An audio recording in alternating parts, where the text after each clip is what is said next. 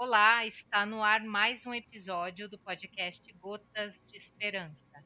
Espero que você aproveite nosso conteúdo, que sempre traz informações sobre a cannabis e sua diversidade, como planta, contexto social, ambiental e cultural, e além, é claro, dos seus potenciais terapêuticos. Eu sou Cristina Segato, jornalista e editora deste canal, e dou as boas-vindas a você que acompanha este episódio inédito do Gotas de Esperança.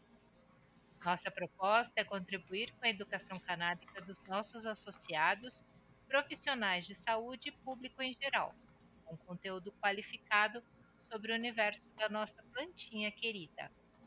Em cada episódio, teremos aqui cientistas, pacientes, advogados, médicos, artistas, veterinários, com abordagem simples e objetiva, atualizando você sobre saúde, bem-estar, meio ambiente, legislação e outros temas. O podcast Gotas de Esperança é uma produção da Associação Abrace e você pode acessar esse e outros episódios no canal oficial da Abrace no YouTube, pelo Spotify, aí procura por Gotas de Esperança no aplicativo, ou se preferir, no site da Abrace. Anota aí. Abrace Esperanca, tudo junto, sem cedilha.org.br. abraceesperanca.org.br. A Abraça Esperança é uma associação de pacientes localizada em João Pessoa, na Paraíba, autorizada desde 2017 pela Justiça Brasileira a cultivar e fornecer derivados da planta cannabis aos seus associados em forma de óleo e spray. Para mais informações de como se associar e ter acesso ao óleo Esperança, produzido pela nossa associação, acesse o site da Abraça. E hoje nós temos aqui como entrevistado o Dr. Marcos Bosquieiro.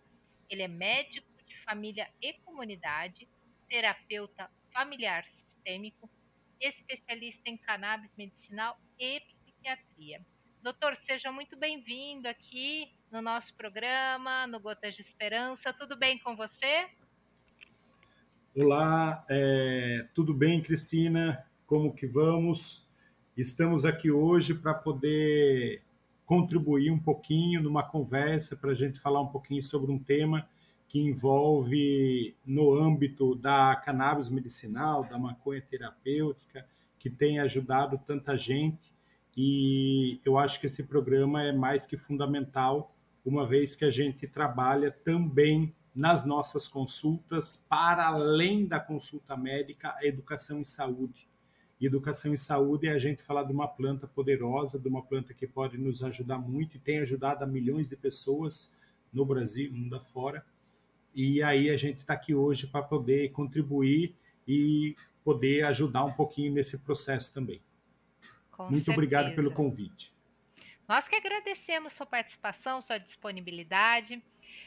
E aí eu queria que você explicasse o que faz, antes da gente entrar na abordagem do nosso tema, o que faz o médico de família e comunidade? Tá. Aí é uma área que eu gosto muito também. Eu tenho uma especialização em psiquiatria, mas eu literalmente, né, me embebedei muito do mundo da medicina de família e comunidade, que hoje a gente pode trazer assim, que é a área médica, a especialidade médica, onde a gente consegue ver de tudo um pouco. Né? Não somos um especialista focal. A gente costuma dizer que o médico de família e comunidade é o médico de gente. E por que o médico de gente? Porque a gente não é só o médico do coração, o médico do pulmão, o médico do rim, do estômago, do osso, das articulações, da saúde mental, da psique. Né? E isso não é importante? Lógico que é importante. É importante a gente ter essa questão da medicina também focalizada em uma área determinada, de alguém que vai se aprofundar mais e mais. Mas nós, médicos e médicas de família e comunidade, trabalhamos onde a base da medicina, a base da saúde pública, ela está presente, que são nos programas de saúde da família, nas UBSs, naquele famoso, entre aspas, postinho. Porque entre aspas eu coloco, porque não é tão diminutivo assim. O trabalho do médico de família e comunidade, ele é muito complexo, porque por ele pegar uma gama de uma área determinada, de uma área descrita na sua unidade de saúde, ele vai estar vendo desde uma criança, um adulto, uma mulher, uma gestante, um idoso, e qualquer enfermidade que essas pessoas possam ter no transcorrer da sua vida. E além disso, nós não podemos esquecer jamais do contexto da comunidade. Numa aula de psiquiatria, Cristina, que eu estava tendo durante a pós-graduação, um professor falou assim: qual o médico que melhor trabalha a saúde mental? Aí teve aquele silêncio, ele já emendou. É o médico de família e comunidade. Sabe por quê? Porque ele consegue acompanhar o paciente dele numa longitudinalidade que nós focais ainda não conseguimos. E por que o médico de família e comunidade consegue fazer isso? Porque ele está descrito numa determinada área. E essa área que ele está englobado, aquela comunidade pertence a ela. E o médico pertence a essa comunidade. Logo, quando você tem qualquer problema de saúde, você sabe aonde você vai recorrer. Talvez de lá nós não consigamos finalizar da forma como a gente gostaria. Então, por isso, podemos fazer encaminhamentos, seja para especialistas focais ou até para uma própria urgência.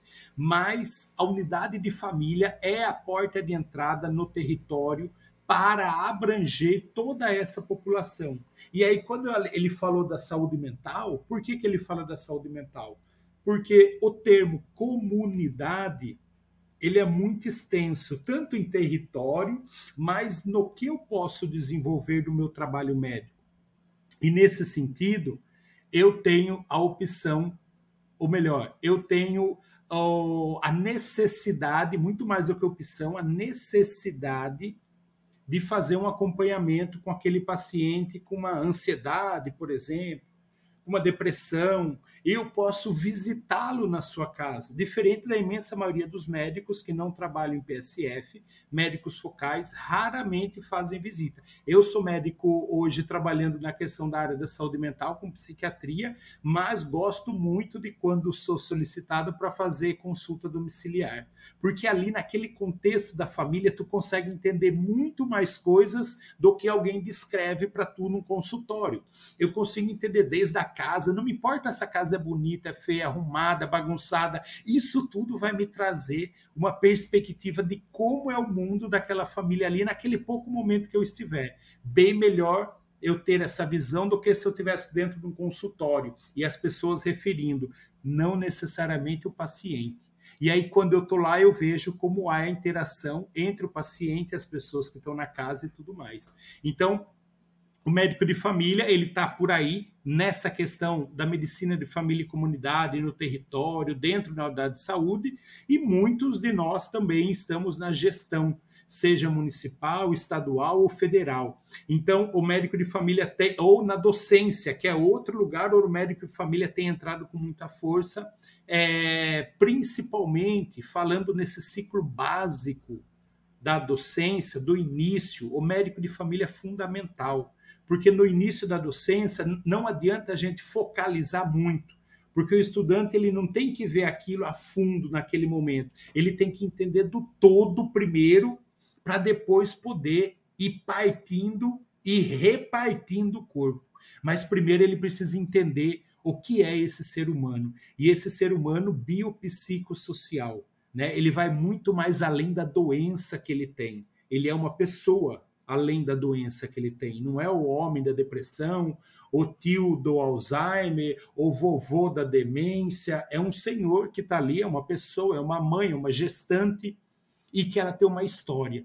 E essa história, dentro da medicina de família e comunidade, através das unidades de saúde da família, a gente consegue ter um determinante, que a gente trabalha determinantes sociais, que a gente entende o quanto o meio influencia no processo saúde e doença. E o médico de família está inserido nisso. A gente entende que uma pessoa, uma família que tem algumas questões sociais e principalmente econômicas, elas vão ter maior dificuldade de sair daquele processo de adoecimento, porque eles estão diretamente correlacionados.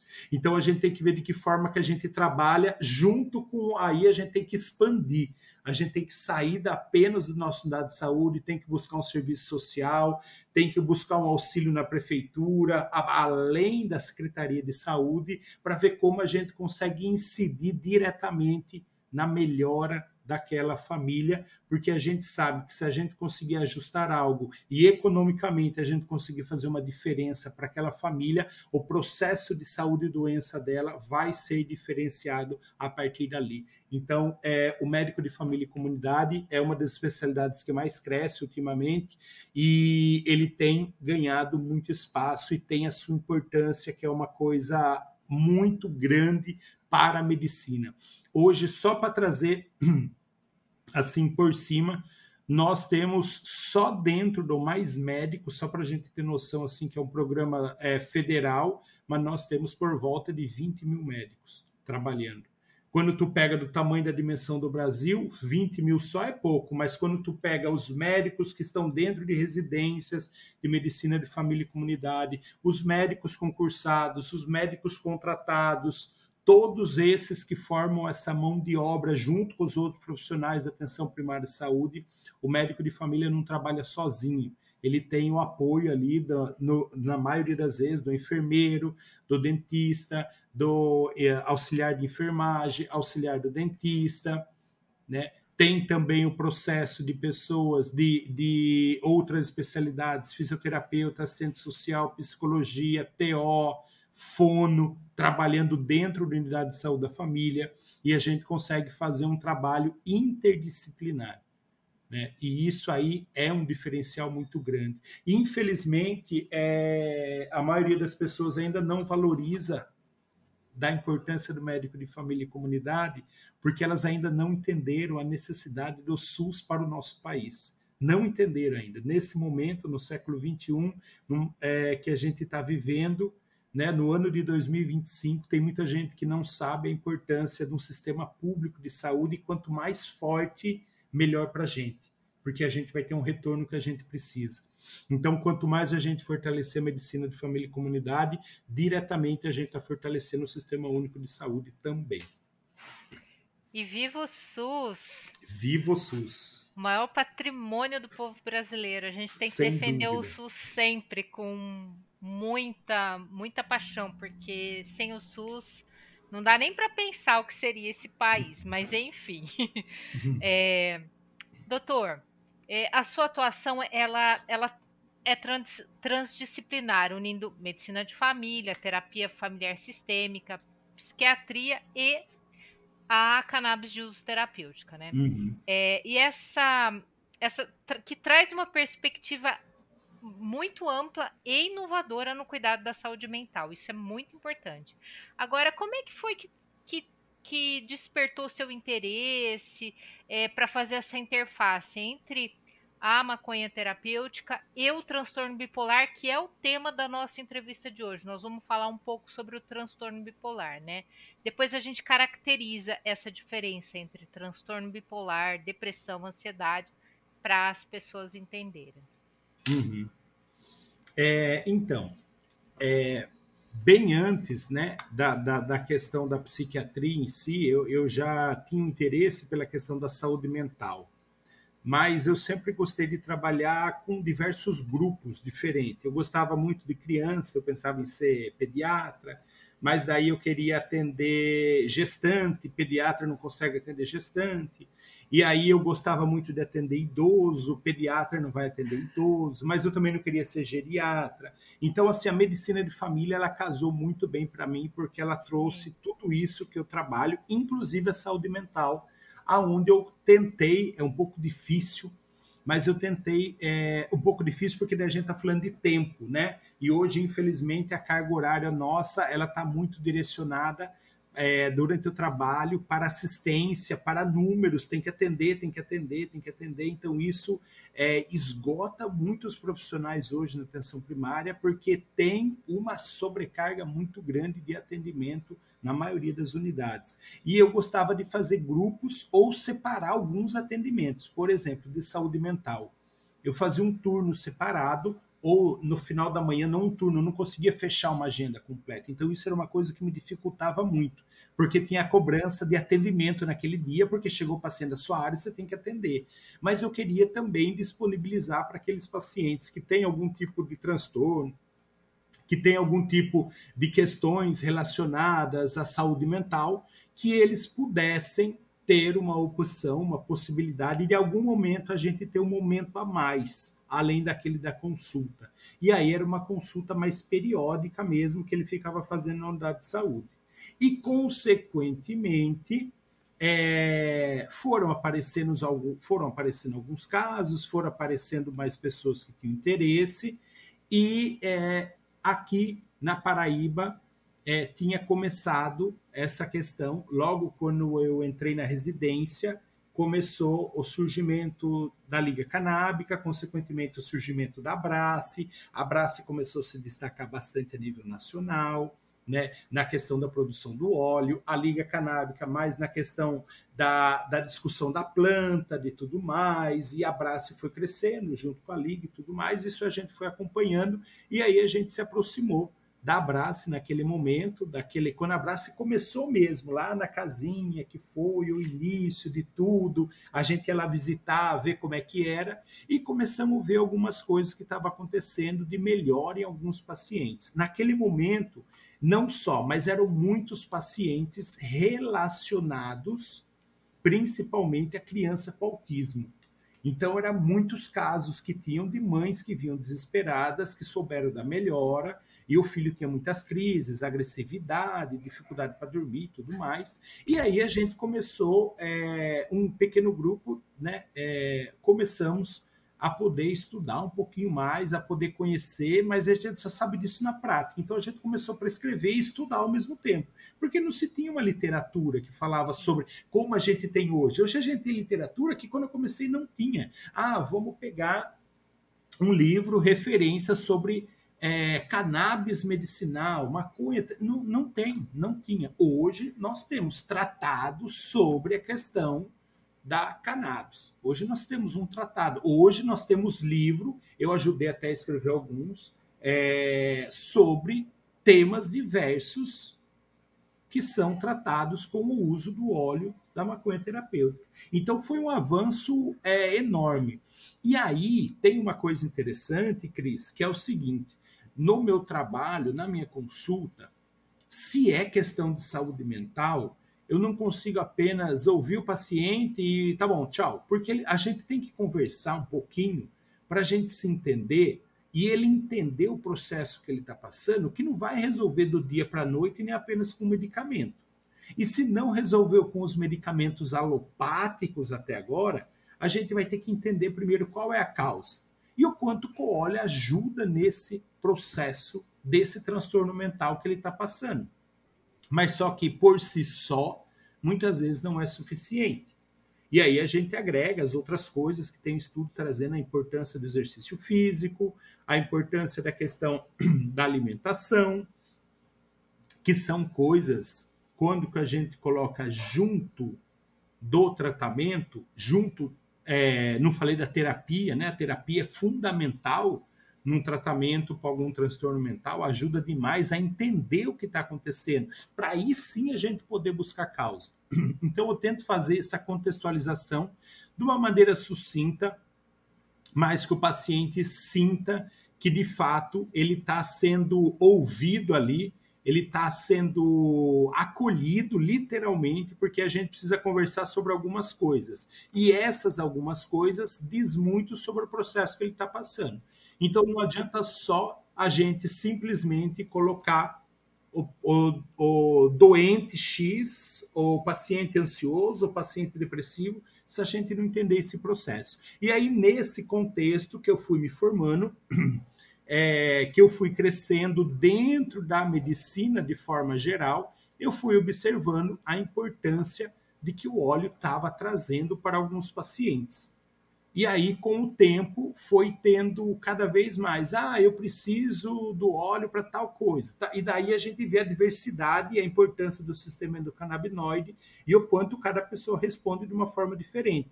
E a partir disso a gente foi tratando, foi vendo, foi colocando. Hoje, né, graças a Deus, aí muitas pessoas se dando muito bem com o uso do óleo, melhorando a qualidade de vida. Hoje, por sinal, não é uma questão de transtorno mental, ou melhor, não é uma questão de bipolaridade, mas sim de ansiedade, com formigamento. A paciente trazia que ela sentia muito comichão, como se estivesse picando o corpo dela inteiro. E depois de 15 dias, a filha trouxe a tia na consulta, porque ela falou que a mãe melhorou 100% do processo que ela tinha de comichão no corpo, de corpo picando, que parecia que tinha bicho andando, e ela melhorou 100%. Foi isso que a filha trouxe. A ansiedade melhorou, e aí as duas irmãs delas vieram na consulta também, porque ficaram assustadas positivamente com a melhora do quadro da irmã.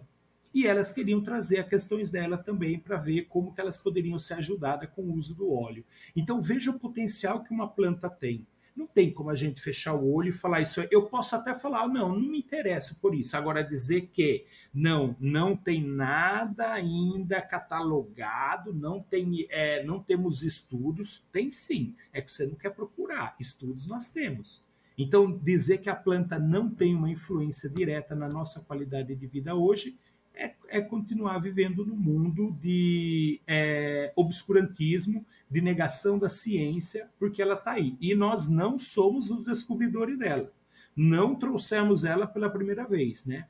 Como a gente já foi falado aqui outras vezes também, há milhares e milhares e milhares e milhares de anos atrás, essa planta já é utilizada pelo ser humano. Então ela tem um benefício. Se passa de tantas gerações assim antes de Cristo e até hoje se perdura, algum benefício ela tem que ter. Agora, cada vez mais temos que jogar luz na ciência para a gente poder aproveitar o melhor dela possível e cada um trazer para a sua área dentro da medicina, que isso aí vai ser fenomenal. Estamos vivendo um processo revolucionário dentro da medicina, com uma planta. E hoje é inegável a qualidade e a potência dela. Com certeza. Doutor, o transtorno bipolar, ele é uma condição que oscila de extremos, né? Humor e depressão. E exige abordagem terapêutica diferenciada, cuidadosa, né? Em que aspectos os tratamentos convencionais ainda apresentam lacunas e aonde a cannabis pode ajudar? Então, isso aí, assim, quando a gente traz essa questão da alternância do humor, né? E trazendo já, pode ser outras coisas. A pessoa pode ter um excesso de autoestima, que a gente fala que está em mania, que a pessoa começa a ver uma grandiosidade nas coisas, ou nela mesmo, começa a achar que é fulano de tal, ou se sente tão eufórica, né? Está num momento de euforia, que começa a ter um processo de sedução muito grande com todo mundo que encontra e tudo mais, né?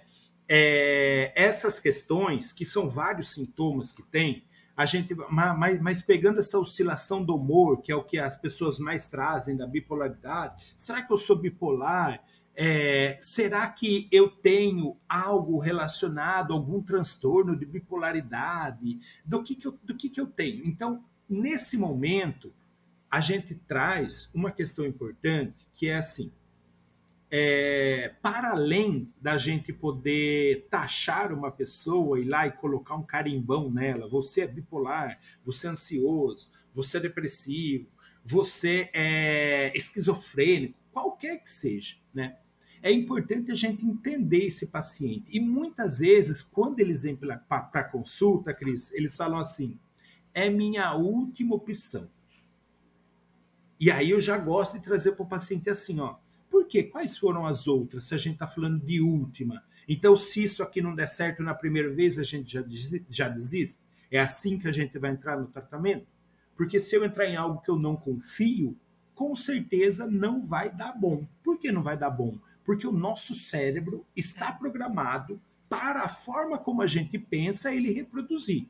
Então a gente tem que fazer uma luta constante naquele momento e acreditar no que a gente está fazendo. Se o paciente fala para mim, eu não acredito nisso, já tive alguns pacientes que foram pais que vieram trazidos pelos filhos. E eles falaram assim, eu não acredito nisso. Uma delas era bipolar, inclusive. Eu não acredito nisso, só que ela estava num momento de depressão. Ela estava numa questão de uma depressão bem acentuada, já tinha passado pela mania e entrou num processo depressivo e os medicamentos alopáticos não surtiam mais efeito. Já tinha passado por N psiquiatras, já tinha passado por várias questões, não dormia bem, tinha vários sintomas que chamavam a atenção. E aí, nesse sentido, que eu perguntava para ela, mas a senhora acredita no tratamento? Ela falou, não, porque para mim nada mais vai resolver o meu problema. Esse paciente, essa no caso, que era uma mulher, não adianta eu fazer o tratamento da bipolaridade dela. Lógico que adianta, lógico que é importante, mas não só. Eu tenho que buscar entender o processo de negação de que ela vai poder melhorar. E nesse sentido está pela quantidade de medicamento alopático que ela já tinha tomado, pela quantidade de medicamento que ela já tinha passado, pela quantidade de psiquiatra que ela já tinha visto e nunca melhorava. E tem uma questão que alguns pacientes têm uma maior dificuldade mesmo, e aí a gente está falando até de receptores neuronais, de receptores do sistema nervoso central, que tem algum déficit. Aí a gente está falando de algo bem mais estrutural, orgânico mesmo, né? Mas tem outros que passam por processos que eles não têm essa desestruturação, mas têm uma facilidade maior, junto com a terapia, de responder ao medicamento. Só que quando a gente está na negação, a gente tem que tentar inverter essa lógica. E às vezes é um pouco difícil, porque eu era uma senhora de quase 70 anos, que já tinha vivido um tempo da vida e não acreditava que ela podia melhorar mais, né? E uma das coisas que a gente conseguiu melhorar nela, naquele momento, não foi a questão da depressão em si, de início. Foi a questão do sono. E aí eu trago uma frase, uma frase não, né? Trazendo a questão do grande estudioso que nós temos, que é o professor Siddhartha Ribeiro, que ele estuda muito os sonos e os sonhos, né? E os sonhos traz essa questão que o sono, se ele não for reparador, se ele não for regenerador, nós não vamos conseguir ter uma boa eficácia no dia seguinte. E isso se dá muito pelo que o nosso cérebro vai estar ou não produzindo e o quanto ele conseguiu se reparar, se regenerar naquela noite.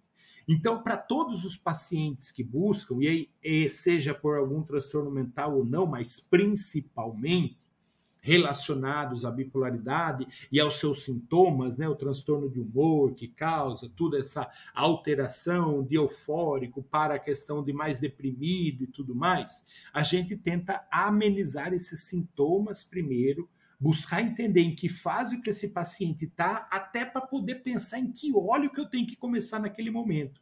E lembrando, da mesma coisa que os medicamentos alopáticos, eu posso tirar o paciente de uma depressão e, entre aspas, jogar ele para uma euforia.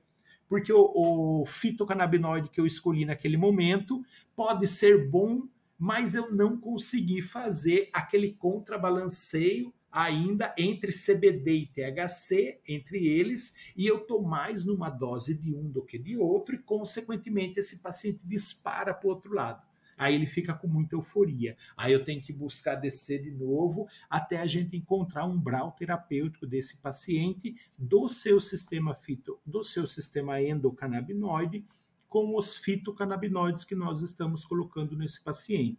Então é importante a gente entender esse paciente trazendo a bipolaridade, os seus vários sintomas que ela traz, mas principalmente assim, o que pensa em bipolaridade, alteração do humor, é bipolar. Então assim, vamos entender melhor, porque não basta ser só alteração do humor. Tem que ter critérios, tem que ter outros sintomas, tem que ter um tempo, tem que ter uns episódios para a gente poder trabalhar melhor e poder dar um diagnóstico, né? Não é no primeiro encontro que a gente vai dar. Alguns eles estão meio na cara pela história, como vem, mas eu evito ao máximo dar diagnóstico logo no primeiro encontro, logo na primeira consulta. Eu espero pelo menos a gente ter um momento para eu ver como esse paciente está fluindo. E nesse momento também como ele está fluindo, como ele está respondendo com o uso do óleo e quanto que ele está sendo beneficiado.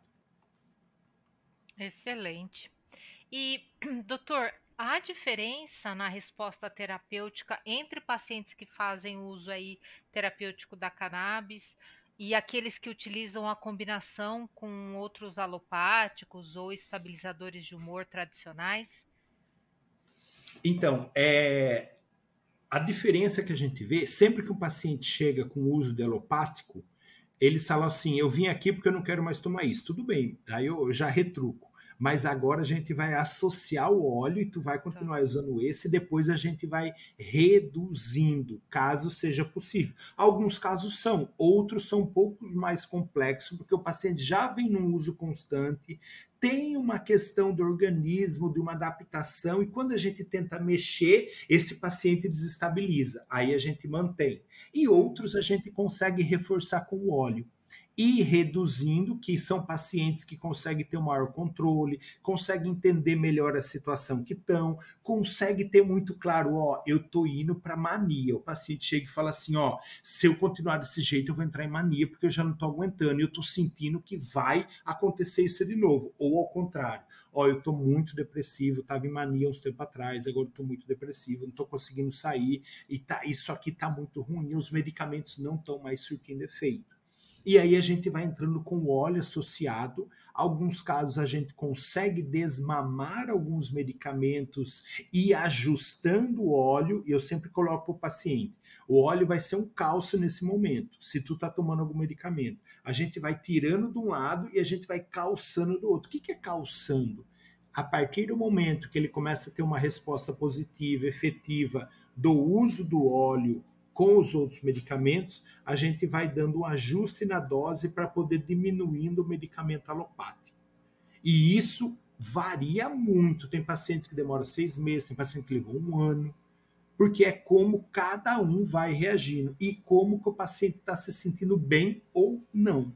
Isso é importante a gente trazer e é importante a gente ver esses pacientes, porque uma das coisas que a gente quer evitar é que esse paciente fique oscilando. Quanto mais ele oscilar de humor, piora para ele. E piora para os familiares, piora para quem está junto. E ele sabe o quão ruim é. Então a gente tem que estabilizar. E o óleo está trazendo, está surtindo efeitos positivos em relação a esta questão dos pacientes bipolares, que está diminuindo essa questão de oscilação, de ansiedade, de depressão, ajudando no sono, diminuindo irritabilidade, né? Trazendo aquele paciente que tem um ataque ali, ele fala demais, fica falando bastante, diminuir, que está tudo junto com uma questão de ansiedade também exacerbada nesse paciente. E aí, com esse conjunto de fatores que a gente consegue estabilizar, trazer um pouco mais de motivação, que esse paciente tenha mais interesse, que normalmente eles perdem mais o interesse das coisas, a gente vai conseguindo administrar e vendo de que forma que a gente consegue ajustar o óleo. Agora, eu quero deixar bem claro assim, não necessariamente quando tu procurar o seu profissional médico, ou seja eu ou outro, mas eu vou falar por mim, eu irei já retirar todos os medicamentos e a gente começa só com óleo. Não. A gente vai fazendo uma observação, um acompanhamento e nesse momento a gente pensa em tirar em dependência da estabilidade que o paciente se encontra ou não. Perfeito. E a educação da família, né? Assim, toda essa abordagem que o senhor faz na consulta, né? Ela é essencial também para ajudar na terapêutica, né? Quais são aí os principais desafios e estratégias na orientação de pacientes bipolares sobre o uso da cannabis? Bem, e aí vai para todos os pacientes, mas pegando essa questão específica, é trazendo para o paciente o seguinte: pode ser que tenhamos alguma oscilação pelo meio do caminho. Isso pode acontecer, porque talvez o óleo que a gente está pensando para o seu organismo nesse momento não é a resposta que o seu sistema endocannabinoide está dando. Então, Uhum. nesse sentido, pode ser um momento que tenha um desajuste de algo que vinha vindo um pouco melhor e a gente teve uma piora. Mas isso não quer dizer que a gente deva parar com o óleo. A gente tem que buscar o umbral terapêutico, a gente tem que buscar a melhora para esse paciente. Então, eu já alerto o paciente, e principalmente os familiares, ó, se perceber dos sintomas, e a gente cita os sintomas que ele trouxe na consulta. Se você perceber algo disso depois do uso do óleo, ou se perceber que estava bem, estava estável com o óleo, e depois começou a ter uma piora, é importante a gente reavaliar, mas não necessariamente retirar o óleo de uma vez por todas. Ah, mas não posso tirar o óleo? Não pode, você pode parar. Mas será que é necessário retirar ou a gente pode só ajustar? E aí tu continua o seu tratamento. Então, essa oferta para os familiares e também para o paciente, de você trazer o que, onde nós estamos entrando, qual é esse tipo de tratamento, que é o medicamento fitoterápico, que a gente não tem uma dose exata, não tem um composto exato para cada paciente, porque cada organismo é único. E a gente tem que buscar como cada sistema endocannabinoide responde em referência à questão central que o paciente está trazendo, seja bipolaridade ou não. Mas aí a gente explicar para esses familiares, para esse paciente, caso tenha alguma modificação, muito cuidado nessa hora. Não coloque o óleo como vilão. Vamos ter calma, vamos entender o que aconteceu e vamos reavaliar. Porque às vezes o que falta é ajuste e não necessariamente a retirada, porque ele estava fazendo bem. Só que aí a gente vai buscando, vendo o que aconteceu, qual foi o fator que trouxe uma desestabilização de um momento de um tratamento que vinha num momento constante, num momento bom. E aí a gente vai avaliando cada caso. Maravilha. Doutor, a gente está chegando aqui ao final da nossa gravação. Foi muito bom. Queria te agradecer por trazer tanta luz, tanto conhecimento assim para a gente, né, que pratica a educação canábica. Você também faz isso. Que a gente quer que as pessoas se informem cada vez mais e tenham exatamente a lucidez de saber que essa planta é uma planta ancestral e que está aí para ajudar de diversas formas as pessoas, né, e quem precisa. Então, pedir para você se despedir, deixar seu recado, deixar sua mensagem para a gente encerrar. Perfeito. Novamente, eu gostaria de agradecer ao podcast Gotas de Esperança a participação e o convite, Cris, da gente estar aqui hoje, podendo conversar e falar um pouquinho sobre o tema de bipolaridade, mas de uma forma geral, o quanto o óleo da maconha terapêutica pode influenciar e trazer uma melhora de vida naquele paciente. E trazer, deixar uma mensagem para aquelas pessoas que ainda não buscaram, mas têm interesse, que busquem sem medo, com muita tranquilidade. O óleo tem uma questão de uma segurança enorme. Não existe no mundo hoje um estudo que traga que o óleo pode trazer um risco à vida do paciente, né? Não tem uma causa de morte relacionada ao uso do óleo, e isso traz uma segurança muito grande, mas nós temos que individualizar cada paciente. Então, se você que está aqui nos ouvindo agora, gostou do tema, ou até mesmo para outras questões, a gente trouxe, dentro da saúde mental, a gente trouxe uma partícula ali. É um mundo, e quando a gente sai de saúde mental, a gente vai para outras áreas do corpo também, que daí vocês podem estar revisitando o podcast, vendo as outras entrevistas, ouvindo, melhor dizendo, né? E aí a gente vai vendo de como você pode se beneficiar. Busque um profissional que você acha adequado, que você tem orientação, pergunte, tire suas dúvidas, porque um medicamento em potencial, como nós temos com a maconha, é uma revolução na medicina. E hoje nós temos que buscar a melhora da qualidade de vida conforme cada um pode acessá-la da melhor forma possível. E quanto menos medicamentos alopáticos nós utilizarmos, quanto menos medicamentos de forma geral e nos sentirmos bem, melhor. Se for com fitoterápico, que a natureza está nos dando, nós estamos apenas manipulando para trazer maior ou menor concentração, para ter mais ou menos gotas, para facilitar o uso, mas quem dá essa obra-prima para a gente é a natureza, não é de hoje. Então vale a pena a gente poder ver como que eu posso me beneficiar, quais os benefícios que essa planta pode me trazer e além de tudo, a importância de entender que aqui a gente está só falando do óleo, mas a maconha ela é muito mais do que apenas uma planta, ela tem um mundo dentro dela. Então, isso vale muito a pena para a gente desmistificar essa questão de que maconha mata neurônio, maconha não mata neurônio. Maconha cria novos neurônios, maconha faz uma neurogênese, a formação de novos neurônios. Isso é importantíssimo para o ser humano.